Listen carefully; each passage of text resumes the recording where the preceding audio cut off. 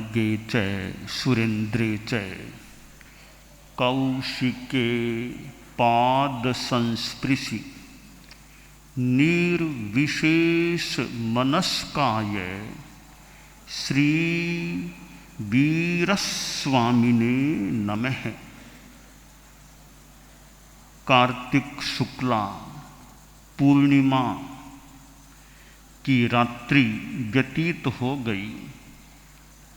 मृगसर कृष्णा एकम का प्रभात हो गया है, यानी चातुर्मासिक कालावधि संपन्न हो गई है।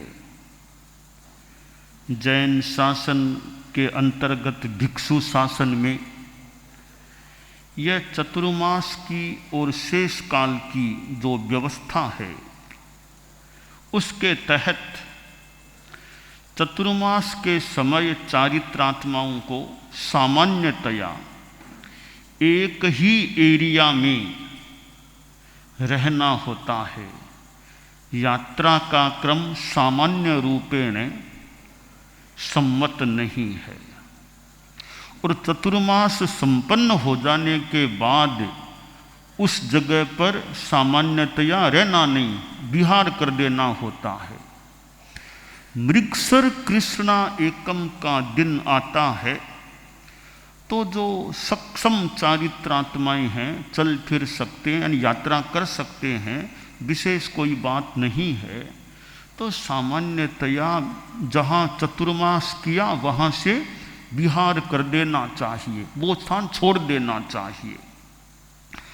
और ऐसा दिन है, मृगसर कृष्णा एकम है, तो ऐसा नहीं कि मेरा मुहूर्त तो बाद में है तो मैं तो आज विहार नहीं, मुहूर्त का आज के दिन में भले देखना हो तो देख लो, कौन सा समय तुम्हें बढ़िया, वो इस दिन को लांघना नहीं, सामान्यतया विहार कर दो। कोई तनाव नहीं रखना कि दिन कैसा दिन है वैसा है, अपना देखना हो तो दुगड़िया और कुछ देख लो और रवाना हो जाओ, विहार कर दो। यानी ये एकम का दिन मानो चारित्रात्माओं को बहुत एक अच्छा दिन है, विहार कर देना चाहिए। और चतुर्मास में थोड़ी सी नियमबद्धता भी होती है कि चतुर्मास है तो साधु चतुर्मास के दौरान दीक्षा प्रसंग के सिवाय सामान्यतया कपड़ा नहीं जांच सकता। चतुर्मास लगने से पहले पहले कपड़ा लेना हो वो ले लो। चतुर्मास के बीच में गृहस्थों के वहाँ से दीक्षार्थी के साथ में आए उसके सिवाय कपड़ा नहीं लेना।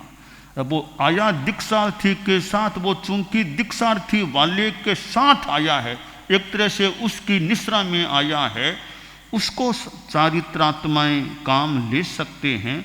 और कोई कपड़ा गृहस्थों से चतुर्मास में नहीं जांचना। तो चतुर्मास की थोड़ी सी एक व्यवस्था अलग होती है और बड़ा सुंदर कालमान है। चतुर्मास का भी, शेष काल का भी सुंदर है। पूरे वर्ष को 2 भागों में बांट दिया गया, चतुर्मास काल का समय और शेष काल। चतुर्मास में एक जगह रहकर साधना करो, दूसरों को लाभ दो। शेष काल में यात्रा के द्वारा, विहरण के द्वारा भी दूसरों को लाभ दिया जा सकता है, खुद को भी लाभ मिल सकता है। ये दोनों व्यवस्थाएं अपने आप में उपयोगी प्रतीत हो रही हैं। तो मृगसर कृष्णा एकम का दिन विहार का दिन होता है। यह एक दिन संभवतः ऐसा है जो मोटा मोटी निश्चित दिन है कि आज के दिन चारित्रात्माओं को विहार करना है। तो इस नियम के तहत हम लोग भी अब आज लगभग 10:15 बजे विहार करने वाले हैं यथासंभवतया। और विहार करने से पूर्व, यानी चातुर्मासिक विहार से पूर्व, मैं कुमार श्रवण केशी और राजा प्रदेशी की थोड़ी अवशिष्ट बात है वो बताना चाहूँगा।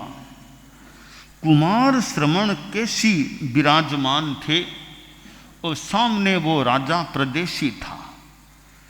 उनका वार्तालाप हुआ, संवाद हुआ, आत्मवाद के बारे में चर्चा हुई।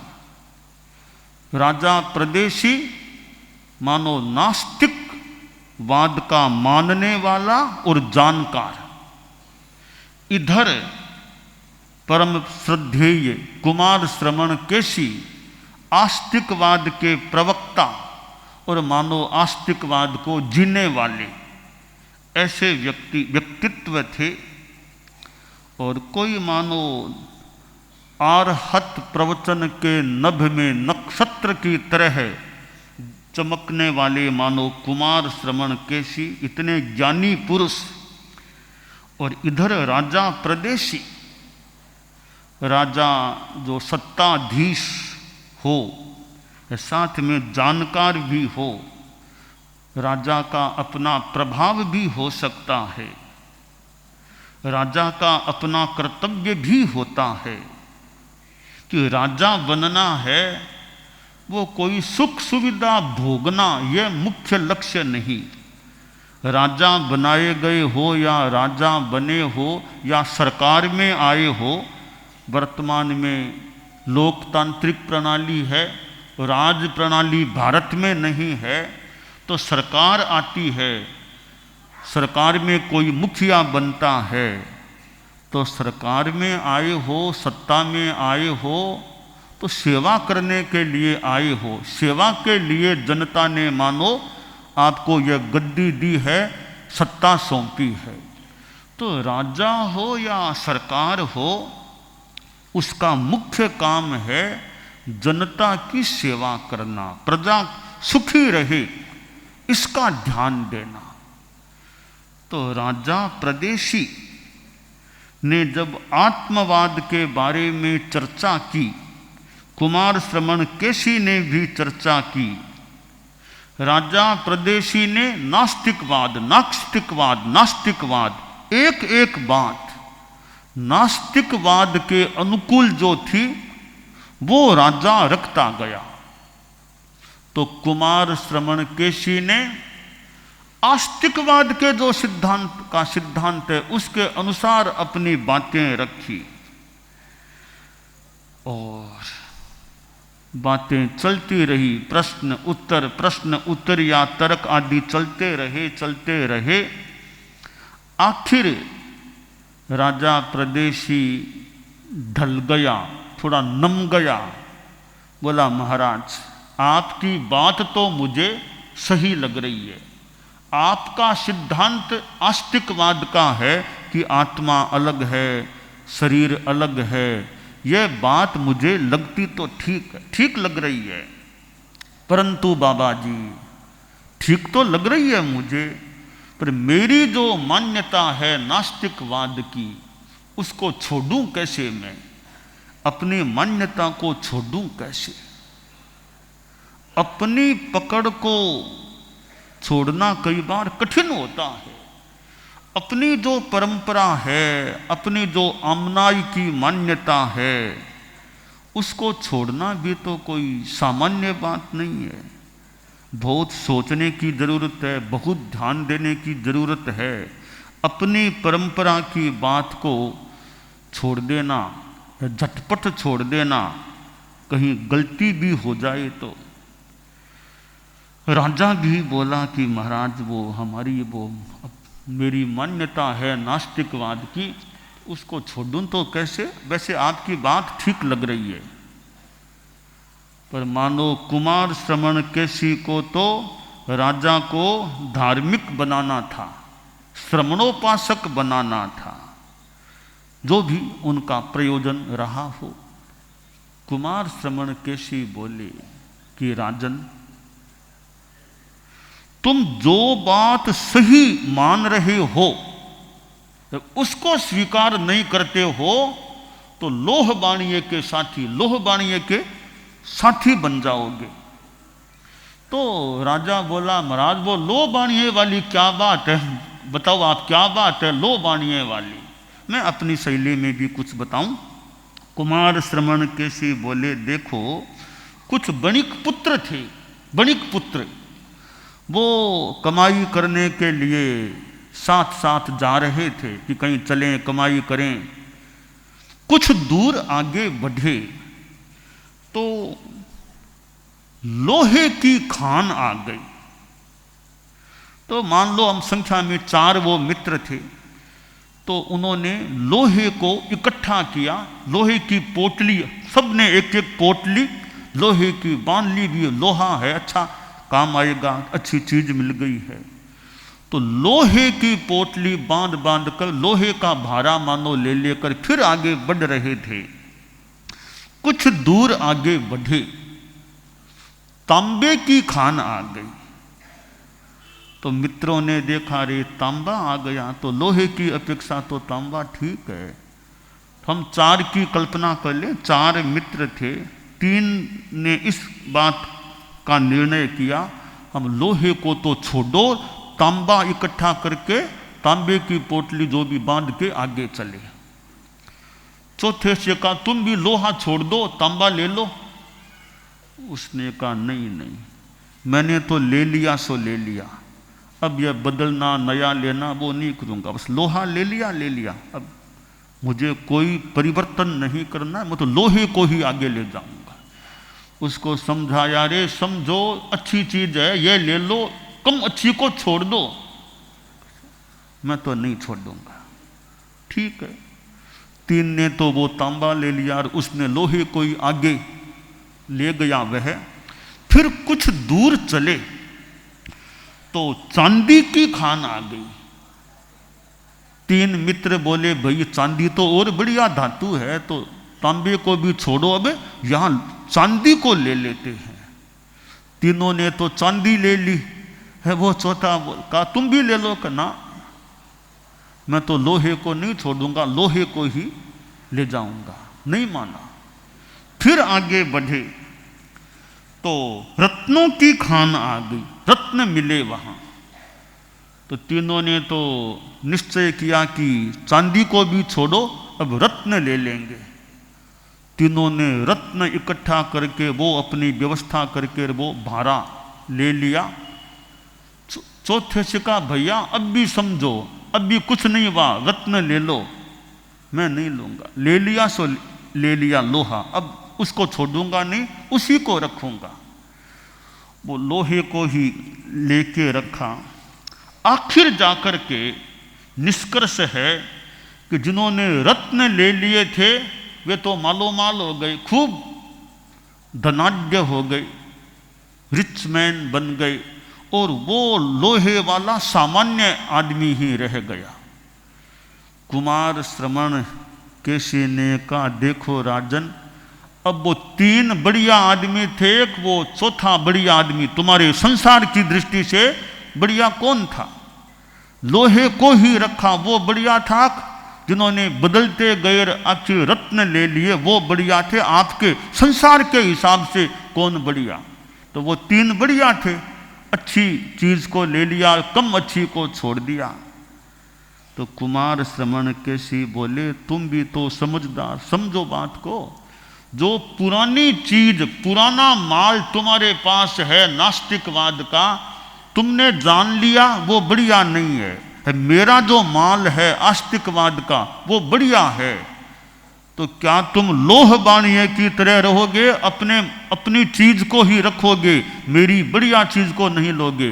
या उन 3 मित्रों की तरह जो भी मेरी इस बढ़िया चीज को लोगे और अपनी घटिया चीज को छोड़ दोगे? लगता है राजा प्रदेशी, या राजा था तो समझदार तो ऐसे भी होगा ही होगा, प्रबुद्ध आदमी लगता है। बोला, गुरुजी ठीक है, अब मैं नास्तिकवाद को छोड़ता हूं, आस्तिकवाद को स्वीकार करता हूं। और धर्म की बात जानने में आई ही होगी। राजा प्रदेशी बोला, अब मैं यानी साधु बनना तो मुश्किल है, मैं श्रमणोपासक धर्म को स्वीकार करता हूं। तो साधु तो आप साधु लोग हैं, वैसा साधु तो हर किसी के लिए बनना मुश्किल है। गृहस्थ जीवन में रहते हुए श्रमणोपासकत्व को स्वीकार करना चाहूंगा। राजा प्रदेशी श्रमणोपासक श्रावक बन गया, व्रतों को स्वीकार कर लिया। कितनी अच्छी बात है। किसी अव्रती को व्रती बना देना, किसी मिथ्यात्वी को सम्यक्त्वी बना देना, किसी असंयमी को संयमी बना देना, भोगी को योगी बना देना एक विशेष उपकार का कार्य होता है। कुमार श्रवण केसी जैसे प्रवक्ता व्यक्तित्व और एक तत्व को समझाने वाले और खूब अच्छे तरीके से बात को मानो गले उतार देने वाले महान पुरुष का योग मिला और राजा प्रदेशी एक श्रमणोपासक बन गया। कोई राजा और श्रमणोपासक हो, श्रावक हो, कितनी विशेष बात है। आज भारत में लोकतांत्रिक प्रणाली चल रही है और शासन की एक प्रणाली है डेमोक्रेसी, और डेमोक्रेसी के द्वारा भी किस प्रकार देश का संचालन हो सकता है, प्रांत का, नगर का, जिले आदि का कैसे संचालन होता है। तो लोकतांत्रिक प्रणाली है। लोकतांत्रिक प्रणाली से शासन चलाने वाले भी वो धर्म अनुव्रत कह दें, धर्म कह दें, कुछ भी कह दें, कुछ व्रत नियम लेकर के चलने वाले हों, शासन प्रणाली चलाने वाले व्रती, कुछ अंशों में व्रती हों, अनुव्रती हों, या धार्मिक कह दें, नीतिमान लोग हों, तो मानव शासन प्रणाली उस माने में अच्छी चल सकती है।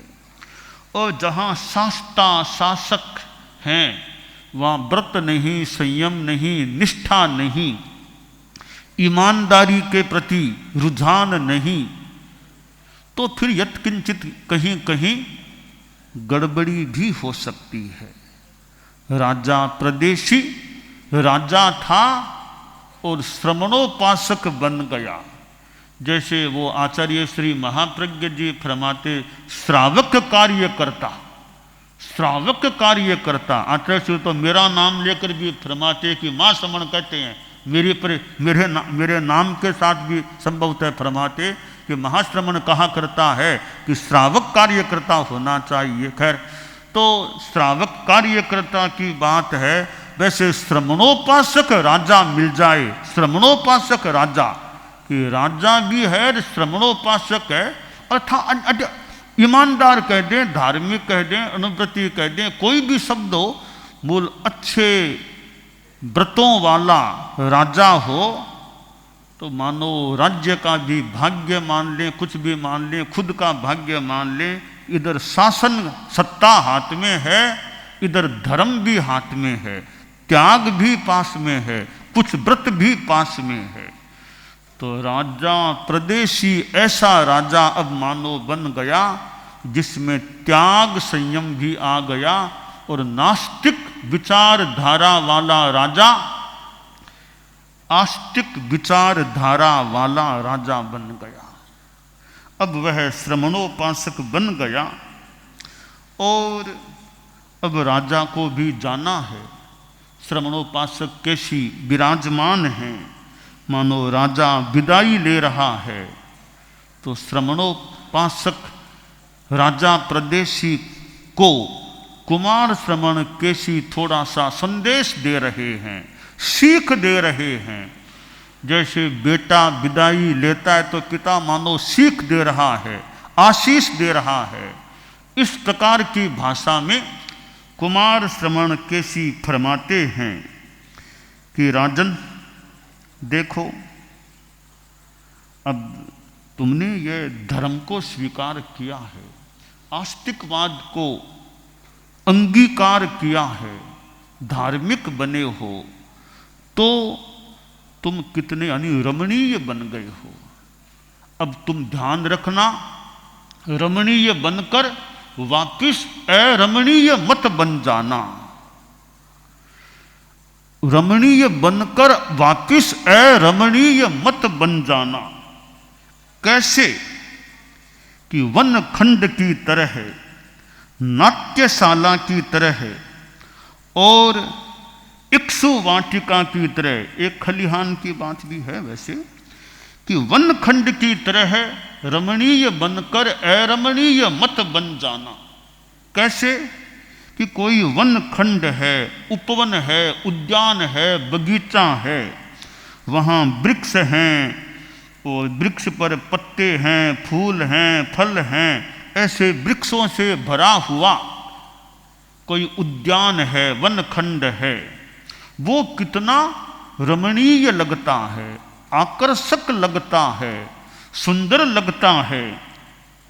परंतु बाद में जब उस वन खंड में जो पेड़ हैं उनके पत्ते गिर जाते हैं, पतझड़ आ गई, पत्ते गिर गए हैं, न फूल है न फल है, ऐसे ठूंठ से खड़े हैं, तो पतझड़ आ गई, पत्ते फूल पुष्प कुछ नहीं है, फल नहीं है, वो उद्यान अब रमणीय नहीं। जब फूल हो, फल हो, पक्षी चहचहा रहे हो यो, तो उद्यान कितना बढ़िया लगता है।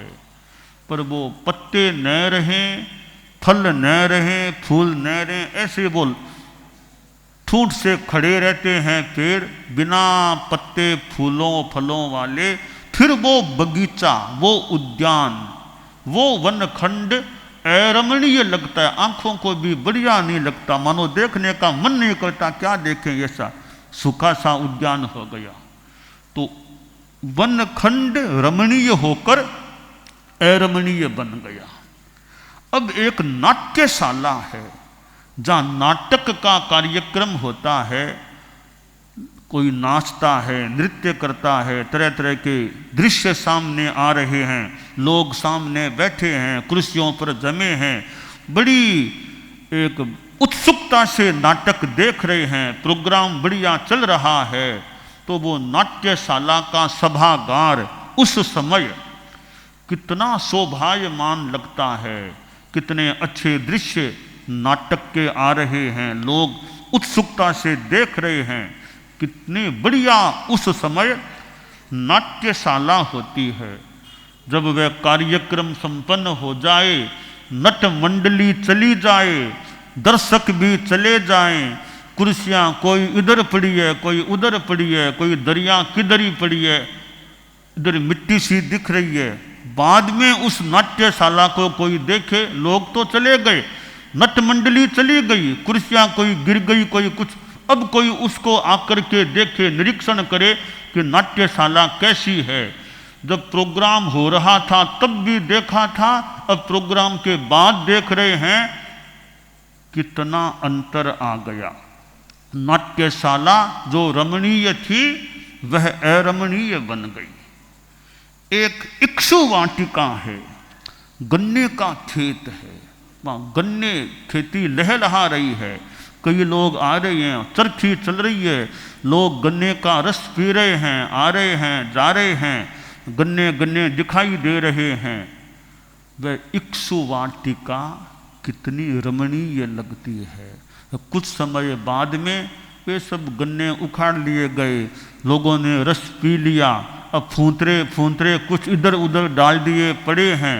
अब लोग गए, अब जाकर उस जगह को देखो, अरे पहले कितनी बढ़िया थी इक्ष्ु वाटिका, रमणीय थी और अब अरमणीय बन गई है।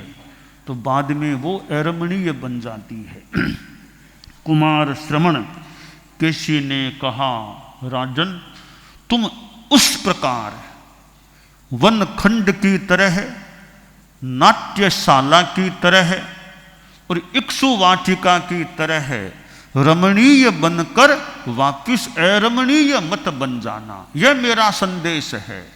मैं इस बात को इस रूप में ले रहा हूं कि ये नाट्यशाला इक्ष्ु वाटिका वनखंड तो उदाहरण है अरमणीयता रमणीयता के, परंतु अब इस बात को धर्म के संदर्भ में हम घटित करें कि राजा प्रदेशी ने जो नियम लिए हैं, श्रमणोपासक धर्म लिया है, तो अध्यात्म की दृष्टि से राजा की आत्मा कुछ रमणीय बन गई। पर ऐसा न हो जाए कि महाराज तो चले गए, कुमार श्रवण केशी तो है नहीं, मैं महल में आ गया हूँ, अब वापिस राजा नियमों को छोड़ दे, श्रावक धर्म को छोड़ दे, बाई चांस वापिस नास्तिक बन जाए। इसका मतलब अरमणीय, जो रमणीय था वो अब वापिस अरमणीय बन गया। तो रमणीय बनकर वापिस अरमणीय नहीं बनना, यह मानो कि राजा प्रदेशी को कुमार श्रवण केशी का संदेश इस रूप में मैं ले रहा हूँ। तो यह तो एक घटना या कथानक है जो हमें जैन वाङ्मय में, आर्हत वाङ्मय में यह घटनाक्रम या कथानक प्राप्त होता है। बड़ा सुंदर कथानक है आस्तिकवाद की दृष्टि से कि कैसे नास्तिकवाद और आस्तिकवाद के तर्क हैं और आखिर कैसे राजा प्रदेशी ने नास्तिकवाद को छोड़कर के आस्तिकवाद को स्वीकार कर लिया था। आज हमें भी यहाँ से नंदनवन से प्रस्थान करना है। मैं कुमार श्रवण केशी का ही मानो परंपरा का ही हूँ, या मैं तो आचार्य भगवान महावीर और आचार्य भिक्षु की परंपरा का हूँ। कुमार श्रवण केशी का तो मान लें हम एक ही निर्ग्रंथ मानो शासन के हैं, तो हम भी उसी निर्ग्रंथ प्रवचन के हैं। इस रूप में हम कुमार श्रवण केशी के ही मानो वंशज हैं, उन्हीं की संतानें परंपरा मान लें। और निकट में जाएं तो कुमार श्रवण केशी तो थोड़ा सा मतलब वो वैसे भगवान पार्श्व की परंपरा से पहले थे, बाद की बात जो भी। आचार्य भिक्षु वे भगवान महावीर की मानो जैन शासन में हमारे 13 पंथ शासन के प्रथम आचार्य थे और हम लोग उन्हीं की परंपरा में हैं। आचार्य भिक्षु हमारे प्रथम आचार्य थे हमारे धर्म संघ के, हम उनके वंशज हैं, उनके अनुयायी हैं, उनके फॉलोवर्स हैं या उनकी परंपरा में हैं। और हम सभी वैसे मान ले मोटा मोटी भिक्षु शासन के हैं। और मुझे विशेषतया मानो स्वामी जी की परंपरा में ही मानो उनकी परंपरा का स्थान गुरुओं ने प्रदान किया है। तो कुमार श्रवण केशी और हम मान लो उनकी बराबरी में तो मान लो मैं नहीं आना चाहता। कुमार श्रवण केशी का महान अलग व्यक्तित्व था, मैं उनकी बराबरी करना नहीं चाहता, पर उनके थोड़ा सा अंश यानी जैन शासन की परंपरा में ही हम लोग हैं, मैं भी हूँ। तो मैं भी क्योंकि अब मुझे यहाँ से बिहार करना है और वैसे तो हालांकि और हमें अभी भ्रमण करना, फिर भी चूंकि चतुर्मास की संपन्नता के बाद का दिन है, तो मैं भी बृहत्तर मुंबई की नगरी के लोगों से कुमार श्रवण केशी की तरह यह संदेश दे रहा हूँ कि आप भी, हमारा श्रावक समाज भी रमणीय बनकर वापस अरमणीय न बन जाए। यानी जो आपने नियम, त्याग, संयम, संकल्प जो भी कुछ ऐसे लिए हो, जो आपका चित्त धर्म से प्रभावित हुआ हो या धर्म के प्रति रुझान बढ़ा हो, तो वो आपकी रमणीयता है। और ऐसा नहीं 4-5 महीनों बाद कि वो जो धर्म के नियम लिए थे उनको भी छोड़ दिए, त्याग में भंगा होना शुरू हो गया, वो अरमणीय होना होता है। उस संदर्भ में श्रावक समाज के भीतर जो रमणीयता जो भी आई हो, वो रमणीयता वापिस चली न जाए, अरमणीयता न हो जाए।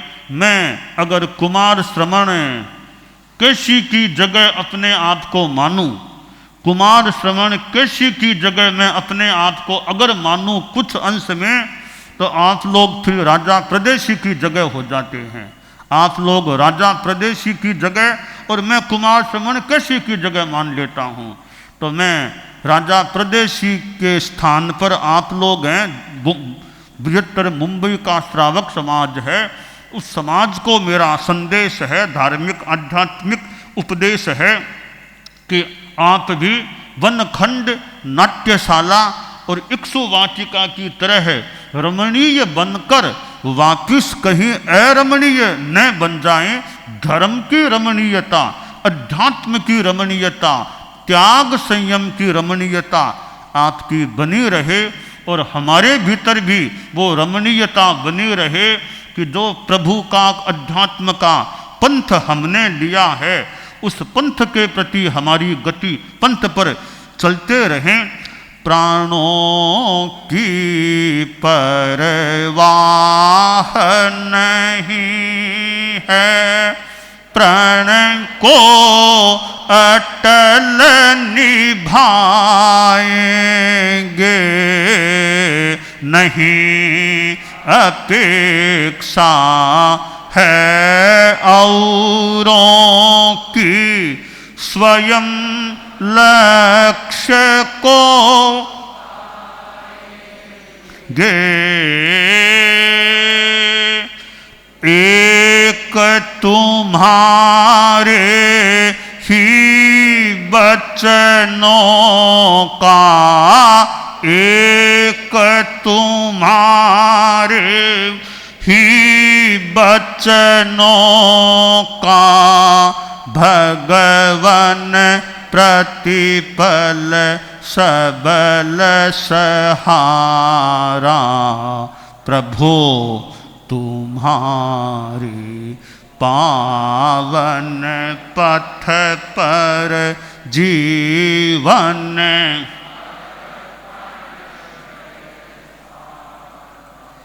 ज्यों ज्यों चरण बढ़ेंगे आगे, स्वतः मार्ग बन जाएगा, हटना होगा उसे बीच जो बाधक बन आएगा। रुक न सकेगी, मुड़ न सकेगी, रुक न सकेगी, मुड़ न सकेगी, सत्य क्रांति की उज्ज्वल धारा। प्रभो तुम्हारे पावन पथ पर जीवन अर्पण है। आत्मशुद्धि का जहाँ प्रश्न है, संप्रदाय का मोहन हो, चाहन यश की और किसी से भी कोई विद्रोहन हो। स्वर्ण विघर्षण से ज्यों सत्य निखरता, संघर्षों के द्वारा। प्रभो तुम्हारे पावन पथ पर जीवन अर्पण। शुद्धाचार विचार भित्ति पर हम अभिनव निर्माण करें, सिद्धांतों को अटल निभाते निज पर का कल्याण करें। इसी भावना से भिक्षु का, इसी भावना से भिक्षु का तुलसी चमका भाग्य सितारा। प्रभो तुम्हारे पावन पथ पर जीवन अर्पण है।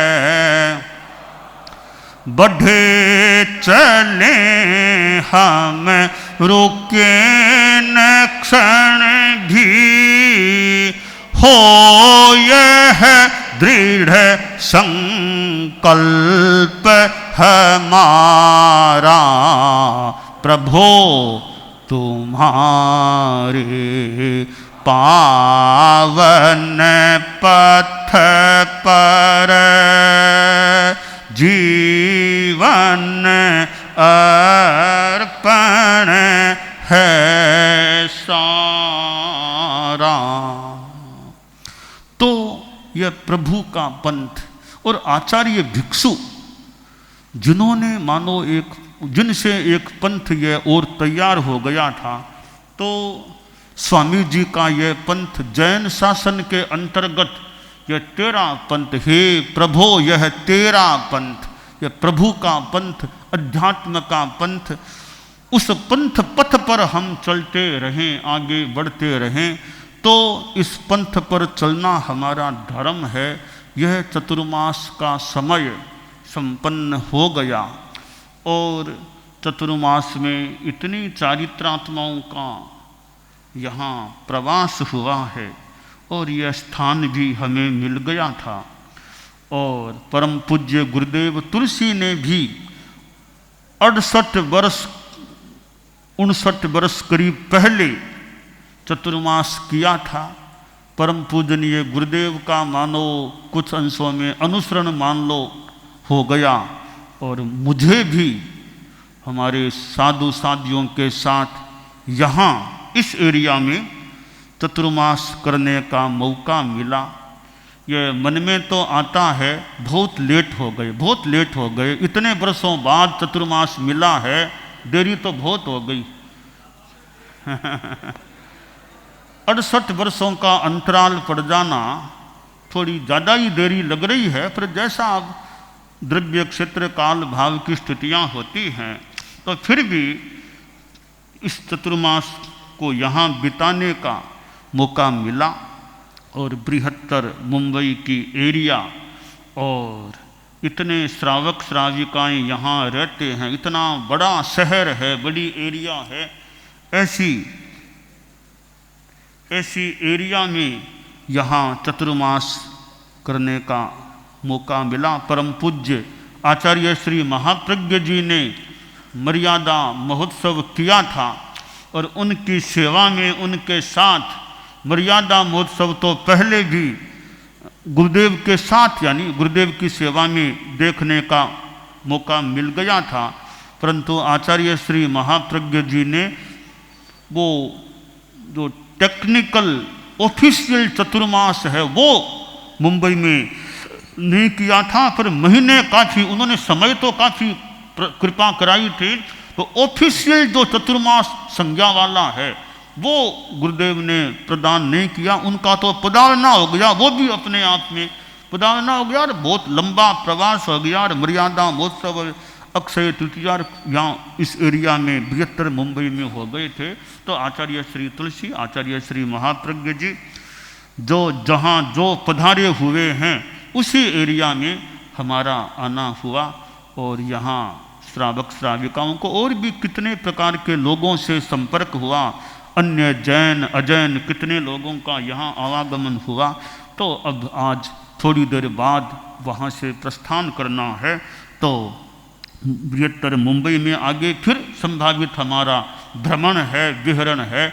सो हमारे साधु साधियाँ भी खूब अच्छा काम करें।